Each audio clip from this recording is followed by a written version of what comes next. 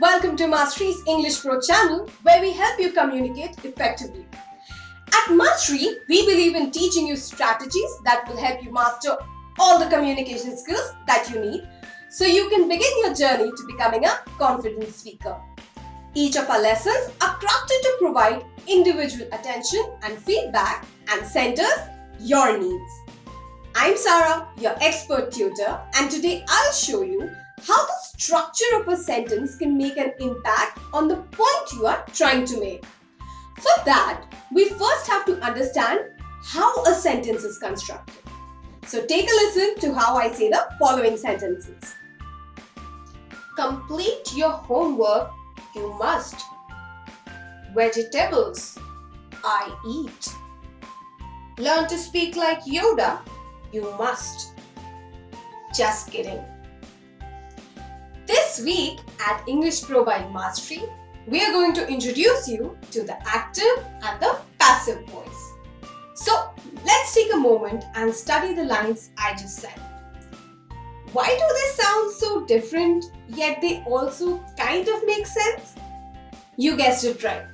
The order of the words here has been changed. It should have read, you must complete your homework, or I eat vegetables. That is, the order of the words here should have been the subject, followed by the verb, and finally the object. Now, every sentence in the English language follows this pattern. However, there may be a change in the relationship between the verb and the subject or the object.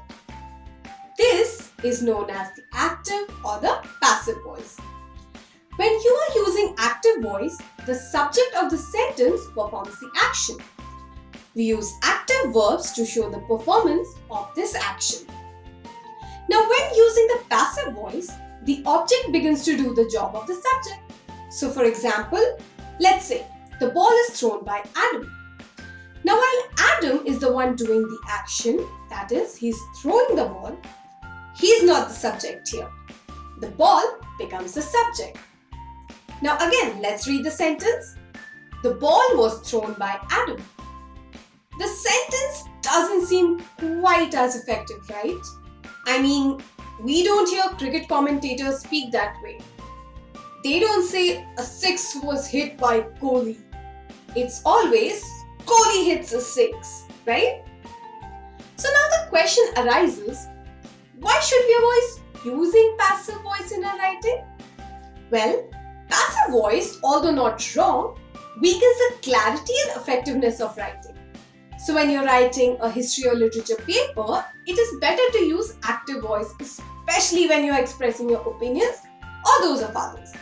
For example, if say we want to talk about authors we like and we want to talk about the writing, we can say things like, J.K. Rowling portrays strong female characters in her books and not female characters are portrayed by J.K. Rowling in her books. Doesn't it become too wordy to say that? In another example, we can say, Harari argues that humanity needs to choose global solidarity over nationalistic interest. Here again, we used active voice to express our opinion about the author's work. The active voice is also used in scientific writings.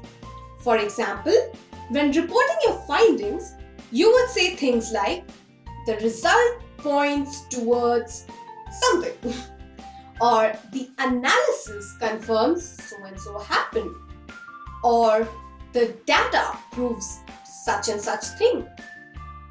By using such forms of writing, the attention and the importance is automatically directed to where it needs to be when you start a sentence with a phrase like the results point towards. So another question that you might have now is, why even have passive voice then? We don't want to use it. Why have it anyway? Well, we make use of passive voice when we don't know the subject or when an information is known to all. Let's take an example for each. By the end of 1960s, the GDP had increased by 16%. Or oranges are grown in Nagpur. So now that we've had a brief introduction into the uses of active and passive voices, why don't you guys help me figure out how to change these sentences from passive to the active voice? The first sentence we have is, the cake was baked by me. So the doer in this sentence is me, which makes it in the active form, I baked the cake. Okay, let's do a little bit difficult one. Here's the sentence. The teacher-student communication plays a role in student motivation was indicated by data analysis. I know, kind of wordy and seems difficult, but we can do it. Okay, let's see. First, this sounds like an academic sentence, which means the sentence always leads with the result. So our sentence becomes, the data analysis indicated that the student-teacher communication plays a role in student motivation. Didn't this sound better? Well, there you go. Now that you know about the appropriate times to use active and passive construction, you're ready to get started on your own writing. To you, good luck. If you have more questions, would you like to practice your conversation starters? You can always reach me on our Telegram channel, right? At English Pro by Mastree's Telegram channel, you reach out with any questions that you have and our expert tutors will have an answer for you right away. What's more, we can give you exclusive feedback and individual attention. So follow these steps to join me there. Install and sign up on the Telegram app. Tap join and welcome aboard. I'll see you guys next time.